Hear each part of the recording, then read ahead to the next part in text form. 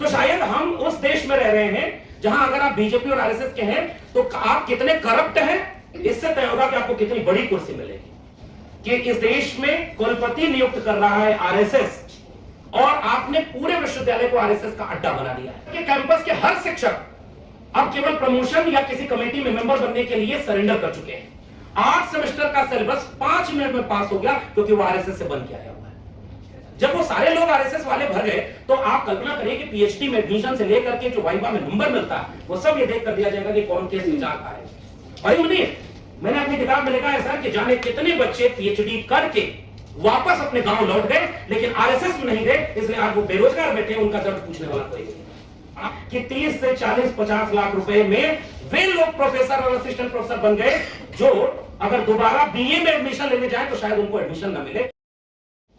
कि इस देश में कुलपति नियुक्त कर रहा है आरएसएस, तो वो जो आरएसएस के द्वारा नियुक्त कुलपति है वो जिसको कॉलेज में प्रिंसिपल बनाएगा वो भी आरएसएस का होगा और प्रो वाइस चांसलर, डीन, परीक्षा नियंत्रक जितने भी बड़े पद होते हैं विश्वविद्यालय के वो आरएसएस वाले को ही अपॉइंट करेगा।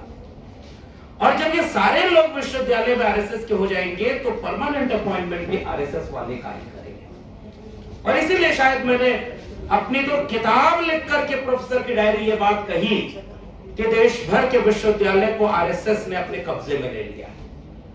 मैं जब आज यहां बैठा हूं तो आज से चंद रोज पहले की बात होगी। दिल्ली विश्वविद्यालय के एक कॉलेज है उसमें एक लेडी शेड्यूल कास्ट पोस्ट थी, वो असिस्टेंट प्रोफेसर की, उसका अपॉइंटमेंट हुआ। 11 महीने प्रोफेशन पीरियड होता है, उसके बाद उस नौकरी को पक्का कर दिया जाता है और उसके बाद प्रिंसिपल ने उन्हें टर्मिनेट कर दिया परमानेंट करने की बजाय, ये कह करके कि आपके कुछ आर्टिकल हमें संदिग्ध लगे। मुझे अपना कॉलेज याद आया। मेरे कॉलेज का जो सबसे कूड़ा प्रोफेसर था उसने 1.5 पन्ने का आर्टिकल लिख करके अपना प्रोफेसरशिप का प्रमोशन का इंटरव्यू क्वालिफाई कर दिया। यानी जो उसके फेवर में है उसके आर्टिकल कॉपी पेस्ट है तो भी 1.5 पन्ने का आर्टिकल, रिसर्च आर्टिकल कैसे हो सकता है? और 1.5 पन्ने के आर्टिकल पर लोग प्रोफेसर बन गए। मैं जब यहां आज इस प्रेस कॉन्फ्रेंस में आ रहा था तो मैं देख रहा था कि देश में क्या हो रहा है। इस देश के जनजी को चिंता हुई कि अगर पैसे देकर के 30 लाख 40 लाख रुपए में नीट के पेपर लीक के जरिए रास्ते अगर कोई डॉक्टर बन जाएगा तो आने वाली पीढ़ियों को खराब डॉक्टर मिलेंगे। और वो जो जनजीज थे, जो युवा थे, वो सड़क पर उतर गए और उन्होंने कहा कि हम पेपर लीक और 30-40 लाख रुपए के रास्ते जो डॉक्टर बन रहा है हमें खराब डॉक्टर नहीं चाहिए।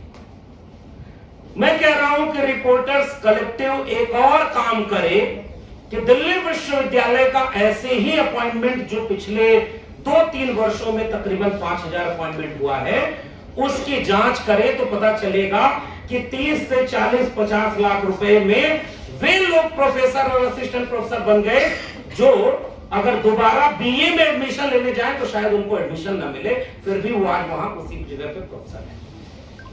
इस देश को इस बात की चिंता नहीं होनी चाहिए कि आपके प्रोफेसर गलत रास्ते से नौकरी परमानेंट पा रहे हैं, फिर वो क्या पढ़ाएंगे? हमने अपनी किताब में ऐसे जाने कितने किस्से लिखे कि जब एक वाइस चांसलर गुलाम होता है आरएसएस का, शांति श्री जी को तो पिछले दिनों जेएनयू में भी हम लोगों ने वहां एक प्रोटेस्ट किया था जब उन्होंने अपने मुखार बिंदु से कितना अच्छा वाक्य बोला था कि इस देश के दलितों को तो आदत हो गई है रोने की, वो केवल रोते रहते हैं, अपनी पीड़ा ही दुख सुनाते रहते हैं। और उसके बाद भी हमने देखा कि कैसे उनके ऊपर कोई कार्रवाई नहीं। अब तो यहां बैठ करके हम सुन रहे हैं कि उनके अपॉइंटमेंट के पहले ही उनके ऊपर कितने तरह के आरोप लग चुके थे। तो शायद हम उस देश में रह रहे हैं जहां अगर आप बीजेपी और आरएसएस के हैं तो आप कितने करप्ट हैं इससे तय होगा कि आपको कितनी बड़ी कुर्सी मिलेगी। और इस देश में जो दिल्ली में सबसे बड़ी कुर्सियों पर बैठे हैं उससे भी पता चलता है वाइस चांसलर कैसे है। मैं उत्तर प्रदेश से आता हूं और मैंने प्रोफेसर की डायरी जो लिखी है उसमें बहुत सारे ऐसे किस्से लिखे। जेएनयू में हमारे एक सीनियर थे, वहां के किस्सा सुनाए कि उनके अपॉइंटमेंट के बाद विद्यार्थियों ने मना कर दिया कि हम इनकी क्लास नहीं लेंगे, इनको तो कुछ आता ही नहीं। मेरे अपने कॉलेज के, जब मैं वहां जाकिर हुसैन कॉलेज में पढ़ाया करता था, हमारे अपने डिपार्टमेंट के एक व्यक्ति के खिलाफ विद्यार्थी आकर के प्रोटेस्ट करने लगे स्टाफ रूम में कि इस टीचर से नहीं पढ़ेंगे, आप बदल दीजिए। और वो प्रिंसिपल का चहेता था। आज मैं देखता हूं तो वो डीयू का डीन बना हुआ है, जिसका क्लास विद्यार्थी लेना नहीं चाहते, उसको और बड़ी बड़ी कुर्सी मिल रही। अब आप नए भारत में प्रवेश कर चुके हैं। भारत गलती से भी विश्व गुरु न बन जाए, इसलिए बीजेपी और आरएसएस ने क्या किया, विश्व गुरु का नारा लगा दिया, और ताकि इस नारे के बाद भारत कभी विश्व गुरु नहीं बन सकता, क्योंकि आपने देश भर के विश्वविद्यालय बर्बाद कर दिए। अब मैं जिस जगह से आता हूं वहां की कहानी सुनिए। अभी जब हम यहां बैठे हैं, आप गूगल करिएगा, जितने मीडिया के लोग हैं इसके बहाने, आप गूगल करके देखिए ऑक्सफोर्ड ऑफ द ईस्ट, जिस विश्वविद्यालय को कहा जाता था इलाहाबाद विश्वविद्यालय, आज वहां क्या हो रहा है पता है?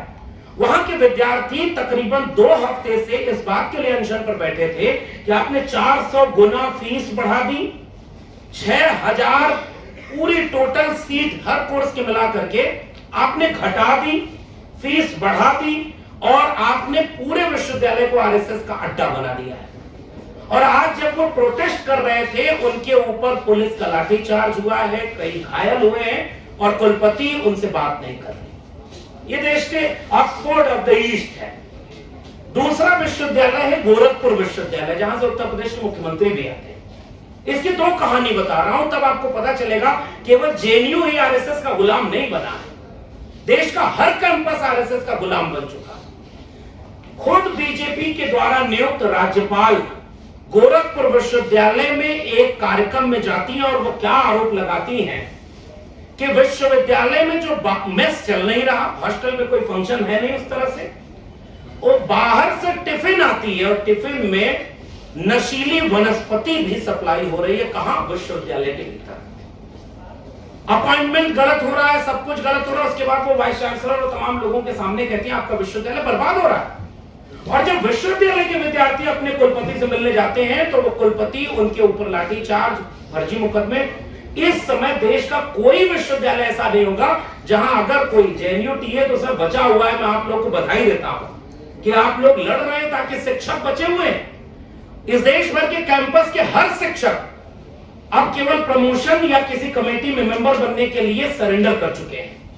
केवल देश के प्रधानमंत्री के लिए नारा नहीं लगता है कि वो सरेंडर हो चुके हैं देश के बाहर। इस देश का हर विश्वविद्यालय ऐसे तमाम लोगों से भरा पड़ा। और एक कहानी बता दूं, देश भर के विश्वविद्यालय से जुड़े लोग शर्मिंदा होंगे इस दृश्य को देखकर, जब इलाहाबाद विश्वविद्यालय के विद्यार्थी प्रोटेस्ट कर रहे थे फीस वृद्धि और सीट कटौती के खिलाफ, तो वाइस चांसलर जो आरएसएस की है उसके कहने पर विश्वविद्यालय के प्रोफेसर और कर्मचारी अपने विश्वविद्यालय के छात्रों के खिलाफ आंदोलन करने उतर गए। और ये दृश्य हमने अपनी किताब प्रोफेसर की डायरी में भी लिखा था कि जब हम एडहॉक हुआ करते थे और हम अपने वाइस चांसलर से कहते थे कि आप परमानेंट क्यों नहीं कर रहे, तो हमारे खिलाफ उन गार्ड और कर्मचारियों को खड़ा किया जाता था जो खुद एडहॉक पर होते थे। तो किसी भी राजा के लिए सबसे अच्छा दिन वही होता है जब प्रजा को प्रजा से लड़वा दिया जाए, और ये विश्वविद्यालय में हुआ।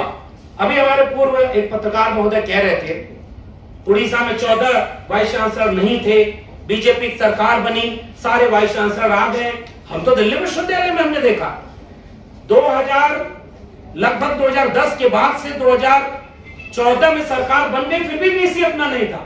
2019 में सरकार बन गई, तब भी उनको हिम्मत नहीं है कि परमानेंट अपॉइंटमेंट कराएं। जब उन्होंने प्रिंसिपल अपने बनवा लिए, वाइस चांसलर अपने बनवा लिए, सारे आरएसएस के बनवा लिए, उसके बाद 5000 पोस्ट पर उन्होंने परमानेंट अपॉइंटमेंट कर दिया और सारे आरएसएस वाले हैं। और आज क्या हो रहा है, जेएनयू का मैं एक दृश्य देख रहा था, मैं हिंदी विभाग से था, हमारे हिंदी विभाग की वाइस चांसलर जेएनयू में जो शाखा की परेड चल रही थी उस पर पुष्प वर्षा कर रही थी। वो कभी भी अपने डिपार्टमेंट में उन बच्चों को रिसर्च में एडमिशन दिलवाएगी क्या जो आरएसएस से अलग राय रखते होंगे? जब वो सारे लोग आरएसएस वाले भर गए, तो आप कल्पना करिए कि पीएचडी में एडमिशन से लेकर के जो वाइवा में नंबर मिलता है वो सब ये देख कर दिया जाएगा कि कौन किस विचार का है। और इसलिए हम आपसे एक गुजारिश करने आए, फ्रॉड इतना हुआ, मैं रिपोर्टर्स कलेक्टिव को बहुत धन्यवाद देते हुए कह रहा हूं कि आप एक बार देखिए ना कि कैसे आपने केस यहां पर दिखाया है। तकरीबन 7-8 केस आपने बताया है। मैं अपनी बात को आपके मामले पर जोड़ रहा हूं। आपने कहा कि जो शॉर्ट लिस्टेड नहीं थे उनको भी बाद में जोड़ा गया और वही अपॉइंट हो गए।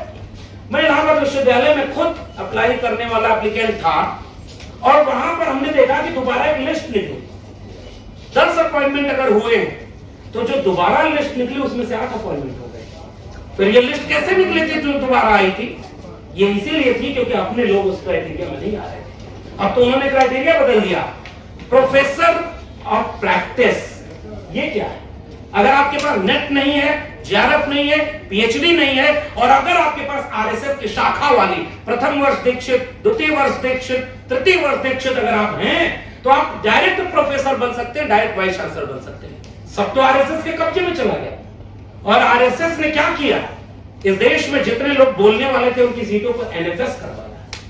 यही जवाहरलाल नेहरू विश्वविद्यालय है। आज से तकरीबन 10 साल पहले छात्र संगठनों ने एक ऐसे बुकलेट जारी करके ये बताया था कि इंटरव्यू वाइवा जो होता है पीएचडी के एडमिशन में, उसमें जाति देख करके नंबर काटा जाता है। हमारे एक मित्र थे, वो आदिवासी परिवार के आने वाले, उनकी बहन को 1 नंबर दिया था, अगर 3 नंबर देते तो उसका सिलेक्शन हो जाता। लेकिन जेएनयू में नहीं। मैंने अपनी किताब में लिखा है सर कि जाने कितने बच्चे पीएचडी करके वापस अपने गांव लौट गए लेकिन आरएसएस में नहीं गए, इसलिए आज वो बेरोजगार बैठे हैं, उनका दर्द पूछने वाला कोई नहीं। आपने इस देश के विश्वविद्यालयों को यहां पहुंचा दिया, अवसाद में ग्रसित है। मेरे विश्वविद्यालय का एक नौजवान प्रोफेसर सुसाइड कर लेता है। तब हमने देखा कि वो सुसाइड किस बात के लिए किया? क्योंकि मेरिट के नाम पर कल तक जिन लोगों ने मंडल आंदोलन का विरोध किया था, मेरिट के नाम पर जिन लोगों ने आरक्षण का विरोध किया, वो 40 लाख रुपए देकर के अपॉइंटमेंट हो रहा है, इसका एक भी बात विरोध नहीं कर रहे। एनएफएस होता है एससी एसटी ओबीसी पोस्ट पर, इसका विरोध नहीं करते। मैं इसलिए बधाई देता हूं रिपोर्टर्स कलेक्टिव और जेएनयूटीए का, जेएनयूएसयू का, कि आप वो आखिरी लड़ाई लड़ रहे हैं। हमारे पूर्व के वक्ताओं ने कहा कि आपने शुरुआत कर दी, मैं कह रहा हूं नहीं साहब, अब आखिर में लड़ रहे हैं। अगर आप जीते तो विश्वविद्यालय बचेंगे, आप नहीं जीते तो इस देश में कोई विश्वविद्यालय पब्लिक फंडेड नहीं बचेगा। बचेगा तो केवल गलगोटिया यूनिवर्सिटी बचेगा, जो चीन का रोबोट अपने यहां का बना के बेचेगा और अगली बार देखिएगा पद्मश्री उसके वाइस चांसलर को मिल जाएगा। जो जितना बड़ा इस देश में मेरिट की हत्या करेगा वो उतना ही आगे जाएगा। इसीलिए कह रहा हूं प्रोफेसर ऑफ प्रैक्टिस क्या है? तो प्रैक्टिस से प्रोफेसर हो, और प्रैक्टिस से तो बहुत लोग बहुत कुछ हो सकते हैं लेकिन उनको नहीं बनाया सकता। एपीआई स्कोर की बात करते हैं, अभी कलेक्टिव ने जो अपनी रिपोर्ट जारी की उसमें भी उन्होंने बताया कि कई लोग ऐसे अपॉइंट हुए हैं जिनके नंबर नहीं, अब रिसर्च वाला नहीं है फिर भी उसको 8 साल का टीचिंग एक्सपीरियंस देते हैं। दिल्ली विश्वविद्यालय में गेस्ट अपॉइंटमेंट हो रहा है, बंद, परमानेंट अपॉइंटमेंट बंद, क्योंकि अब आरएसएस में नहीं चाहता कि परमानेंट अपॉइंटमेंट हो।